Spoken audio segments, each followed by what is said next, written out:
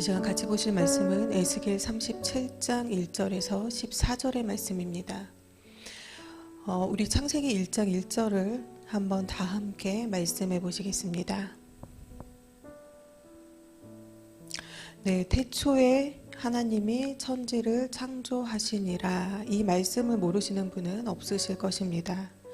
천지를 창조하셨다라는 것은 모든 것을 창조하셨다라는 말씀입니다. 시간도 공간도 모두가 하나님의 창조의 영역에 들어가는 것입니다. 사람들은 무언가를 개발한 후에 특허를 내지요. 다른 사람들이 함부로 자신의 것을 모방하지 못하게 하기 위해서입니다. 그러나 무엇을 개발했던 그 개발을 위한 재료가 있습니다. 또 그 재료는 사람이 개발한 것이 아니지요. 그러나 하나님께서는 어떤 재료를 가지고 만드신 것이 아니기 때문에 하나님의 창조를 무에서 유의 창조라고 우리는 말합니다. 창세기 2장 7절의 말씀을 보시면 여호와 하나님이 흙으로 사람을 지으시고 생기를 그 코에 불어넣으시니 사람이 생명이 된지라 라고 말씀하고 있습니다. 하나님께서는 사람에게 생기를 불어넣으셨습니다. 그리고 그 생기를 통해서 사람이 생명이 되었지요.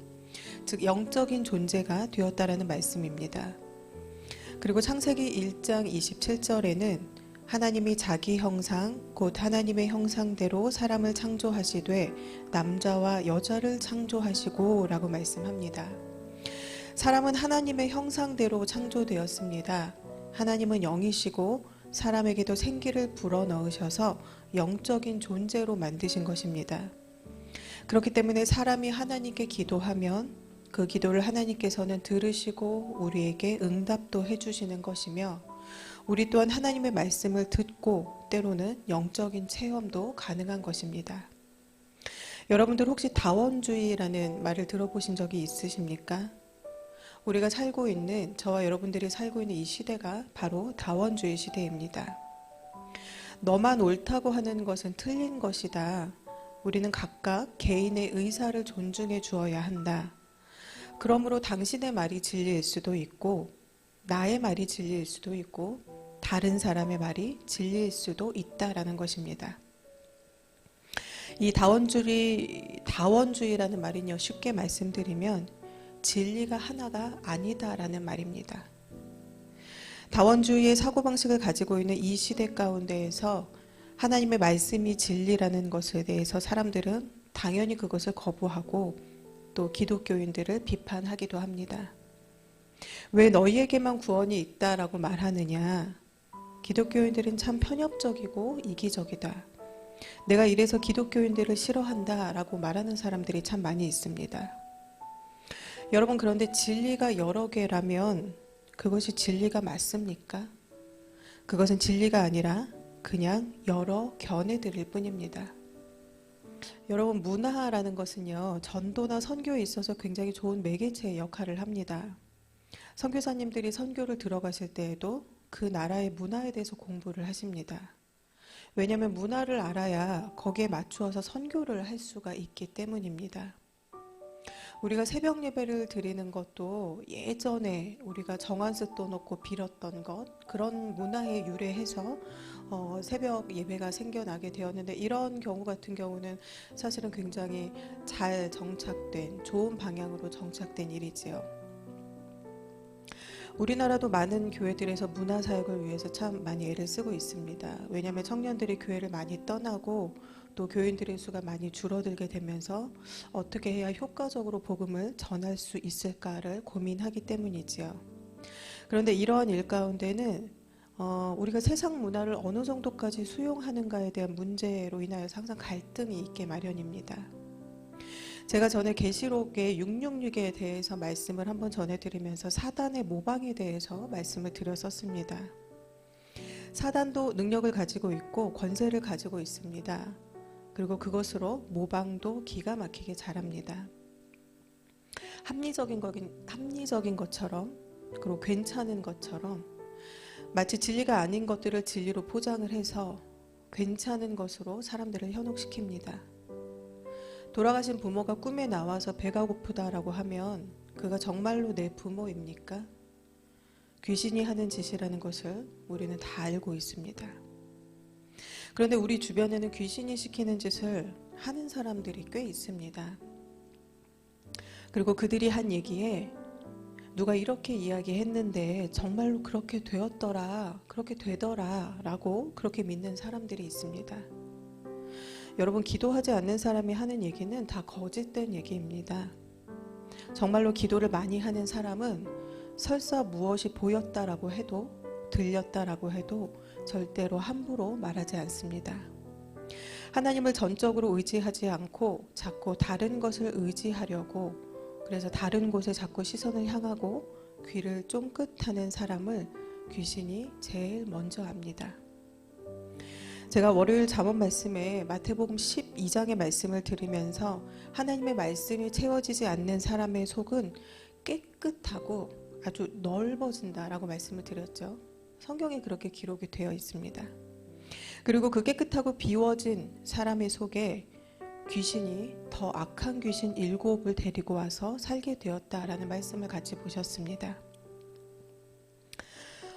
진리가 하나다, 그렇지 않다, 아니다, 또는 기독교인들은 편협하다, 구원이 왜 기독교에만 있느냐, 이런 것에 대해서 또 우리는 어떻게 이야기해야 되냐, 또 세상 문화를 어디까지 들여와서 우리가 활용을 해야 하느냐, 또 꿈에 부모가 나오면 그 부모가 내 부모가 맞느냐 아니냐, 말씀에 깊이 뿌리가 내려진 사람은요, 또 그 속에 하나님의 말씀으로 가득 채워진 사람은요, 이러한 말에 결코 휘둘리지 않습니다. 헷갈리지 않습니다. 우왕좌왕 방황하지 않습니다. 세상 사람들의 말에 가치하지 않습니다.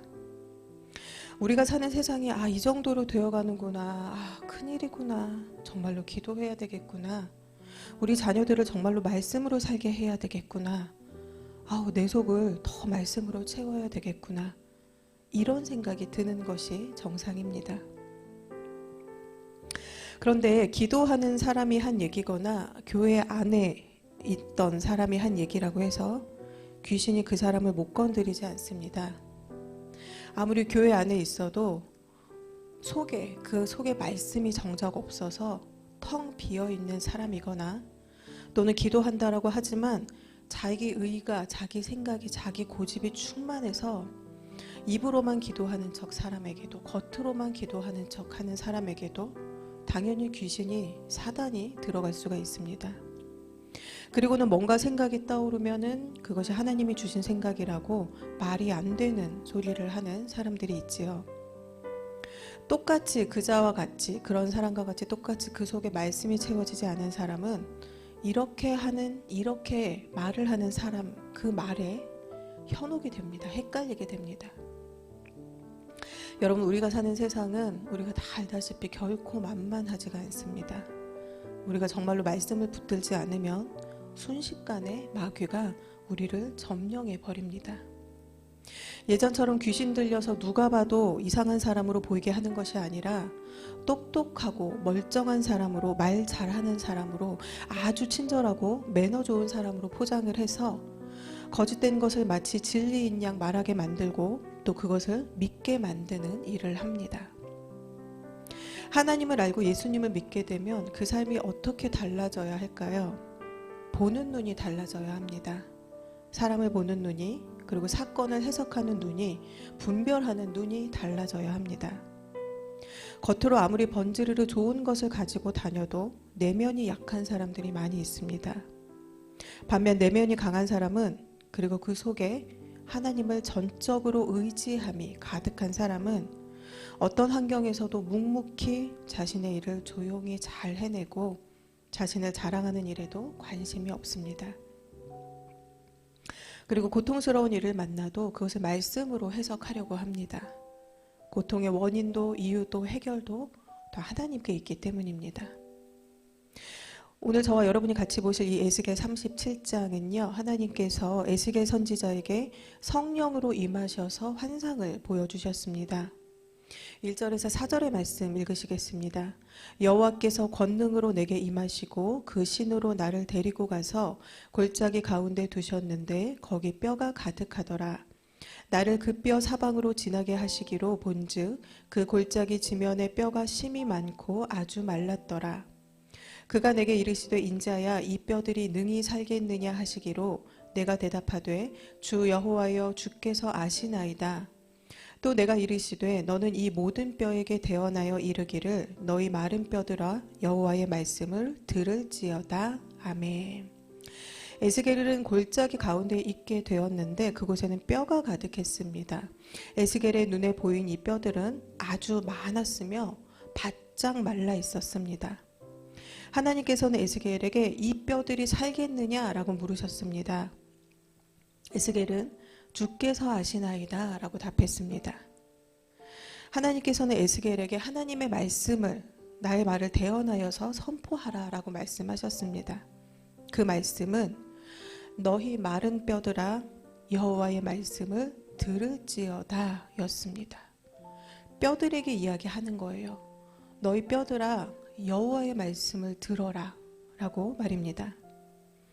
이 마른 뼈들은 바벨론에서 포로 생활을 하며 육체적으로도 영적으로도 완전히 바짝 말라버린 이스라엘 백성들을 말합니다. 이들은 살아있으나 바짝 마른 뼈들과 같이 죽어있는 상태와도 같이 있었습니다. 겉으로 화려하고 또 주변에 사람들도 많고 요즘 젊은 세대들이 비난하는 꼰대 같지도 않고 그래서 젊은 사람들과 소통을 잘하고 살고 있다면 아마 그러한 사람들은 스스로가 굉장히 멋진 삶을 살고 있다라고 착각할지도 모르겠습니다. 그러나 우리가 이 다원주의 시대를 살면서 만약에 바른 것을 분별하지 못하고 그저 휩쓸려서 살고만 있다라고 하면 오늘 본문의 이 이스라엘 백성들과 같이 바짝 말라버린 뼈의 상태로 죽어있는 상태로 살아가고 있는 것입니다. 우리 이어서 5절에서 10절 말씀 읽으시겠습니다. 주 여호와께서 이 뼈들에게 말씀하시기를 내가 생기로 너희에게 들어가게 하리니 너희가 살리라. 너희 위에 힘줄을 두고 살을 입히고 가죽으로 덮고 너희 속에 생기를 두리니 너희가 살리라. 또 나를 여호와인 줄 알리라 하셨다 하라. 내가 또 보니 그 뼈에 힘줄이 생기고 살이 오르며 그 위에 가죽이 덮이나 그 속에 생기는 없더라. 또 내게 이르시되 인자야 너는 생기를 향하여 대언하라. 생기에게 대언하여 이르기를 주 여호와의 말씀에 생기야 사방에서부터 와서 이 사망을 당한 자에게 붙어서 살게 하라 하셨다 하라. 이에 내가 그 명대로 대언하였더니 생기가 그들에게 들어가매 그들이 곧 살아 일어나서 서는데 극히 큰 군대더라. 아멘. 에스겔이 보기에 이 심하게 마른 뼈들은 도무지 소생할 가능성이 없어 보였습니다. 그러나 하나님께서는 하실 수 있음을 믿었습니다. 하나님께서는 이 뼈들을 살리시기 전에 먼저 여호와의 말씀을 들을지어다 라고 말씀하셨습니다. 죽어라고 말을 안 듣는 아이들이 있지요. 엉뚱한 행동을 하는 아이들의 공통점은 말을 제대로 안 듣는다는 것입니다. 어른도 마찬가지입니다. 아무리 주변에서 바른 얘기를 해주어도 듣지를 않습니다. 하나님께서 말씀으로 답을 다 주시는데도 듣지를 않습니다. 그리고 일이 터지면 하나님께 왜? 라고 묻습니다. 사람이 사는 길은 하나님의 말씀을 듣는 것입니다. 그런데 어차피 듣지도 않으면서 일만 터지면 하나님께 항상 왜? 라고 묻습니다. 저와 여러분이 같이 읽으셨던 이 5절 말씀의 생기는 하나님께서 인간을 창조하실 때 불어넣으셨던 생기와 동일한 의미를 가지고 있습니다. 즉 이 마른 뼈들에게 생기가 들어간 사건은 인간을 창조하실 때 하셨던 능력과 동일한 것을 말합니다. 6절부터는 본격적으로 뼈들이 소생하는 방법이 기술되어 있는데요. 창조 시에 사람의 외형을 흙으로 먼저 빚으시고 생기를 불어넣으셨던 것처럼 뼈의 외적인 형태가 먼저 완성이 됩니다. 힘줄과 살과 가죽이 덮인 후에 그 다음에 생기가 들어가서 완전히 사람으로 소생하게 되었습니다. 여러분 누가 살리셨습니까? 하나님께서 살리셨습니다. 4절의 말씀에 여호와의 말씀을 들을지어다 6절 말씀에 또 나를 여호와인 줄 알리라 하셨다 하라 라고 말씀합니다. 사람의 힘줄과 살과 가죽이 있다라고 해서 살아있는 것이 아니라는 것입니다. 그 속에 생기가 들어가야 합니다. 말씀이 들어가야 합니다. 생기는 누가 줍니까? 하나님만이 주실 수가 있습니다. 누가 주었는지 누구에게 은혜를 입었는지 알아야 하지 않습니까? 내가 무얼 해서가 아닙니다. 내가 인맥을 잘 관리해서가 아닙니다. 내가 잘나서가 아닙니다. 말씀을 들어야 하나님께서 하신 줄 아는 것입니다. 말씀을 듣지 않으면 자신이 잘나서 한 줄 알게 됩니다. 하나님께서는 오늘 본문을 통해 분명하게 말씀하십니다. 여호와의 말씀을 들을지어다. 그리고 나를 여호와인 줄 알라라고 말입니다. 우리 이어서 11절에서 14절의 말씀 읽으시겠습니다. 또 내게 이르시되 인자야 이 뼈들은 이스라엘 온 족속이라. 그들이 이르기를 우리의 뼈들이 말랐고 우리의 소망이 없어졌으니 우리는 다 멸절되었다 하느니라. 그러므로 너는 대언하여 그들에게 이르기를 주 여호와의 말씀에 내 백성들아 내가 너희 무덤을 열고 너희로 거기서 나오게 하고 이스라엘 땅으로 들어가게 하리라. 내 백성들아 내가 너희 무덤을 열고 너희로 거기서 나오게 한즉 너희가 나를 여호와인 줄 알리라. 내가 또 내 신을 너희 속에 두어 너희로 살게 하고 내가 또 너희를 너희 고토에 거하게 하리니 나 여호와가 이 일을 말하고 이룬 줄을 너희가 알리라. 나 여호와의 말이니라 하셨다 하라. 아멘. 바짝 마른 뼈와 같이 이스라엘 백성들은 자신들에게는 더 이상 소망이 없고 또한 자신들은 이제 완전히 끝났다라고 생각을 했습니다. 그런 그들에게 하나님께서 말씀하십니다. 내가 너희 무덤을 열고 너희로 거기서 나오게 하고 이스라엘 땅으로 들어가게 하리라. 이스라엘의 무덤은 바벨론입니다. 이곳에서의 이 포로 생활을 통해서 그리고 예루살렘 성전이 무너진 것을 통해서 그들은 마치 사람이 죽어서 바짝 마른 뼈의 형태로 무덤에 들어가 있는 것과 같은 상태가 되어 있었습니다. 마른 뼈는 절대로 살아서 사람이 될 수가 없습니다. 만약에 이 뼈에 힘줄을 만들고 살과 가죽을 입혀서 사람의 형태로 만들 수는 있을지도 모르겠습니다. 그러나 완전히 사람이 될 수는 없는 것이지요.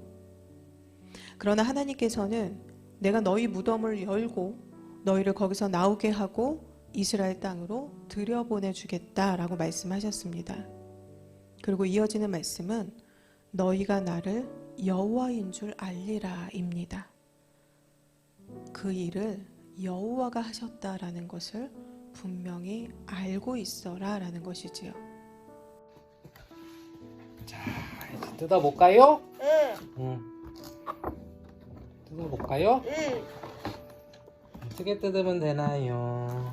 두개 찢으라.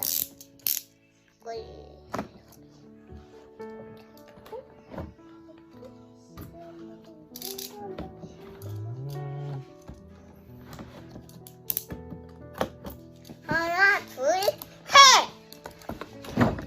우와, 되게 크다, 그지? 엄청 크네? 아니, 좋아요? 응. 되게 좋아요? 네. 이거 누가 사줬어요? 아, 고모가. 고모가 사줬어요? 우와. 제가 얼마 전에 저희 어린 조카에게 RC카를 하나 사서 택배로 보내주었습니다. 저희 동생이 이제 동영상을 촬영해서 저에게 보내주었는데요. 이거 누가 줬어? 라고 이야기하니까 고모가 라고 그렇게 이야기합니다. 누가 너희를 무덤에서 살려내고 너희 본국으로 보내주었느냐? 나 여호와는 것을 분명히 알라라는 것입니다. 기도 응답받고는 하나님을 모른 척 해버리는 사람들이 있습니다. 아쉬울 때 기도하고는 하나님께서 응답해 주신 후에는 마치 자신이 뭘 한 듯 착각하고 굉장히 뻔뻔하게 뒤돌아서는 사람들이 있습니다. 사람의 이 뻔뻔함은 에덴 동산에서부터 끊이지 않았습니다. 먹지 말라는 것을 먹어놓고는 하나님께서 주신 여자가 나에게 먹게 했다라고 했던 아담이 있었고요. 동생을 죽여놓고는 내가 내 동생이나 지키는 자이니까 라고 하나님께 큰 소리치던 가인이 있었습니다. 가인은 심지어 동생을 죽여놓고는 하나님께 쫓겨나게 되자 사람들이 자신을 죽이면 어떡하냐라고 말했던 사람이었습니다.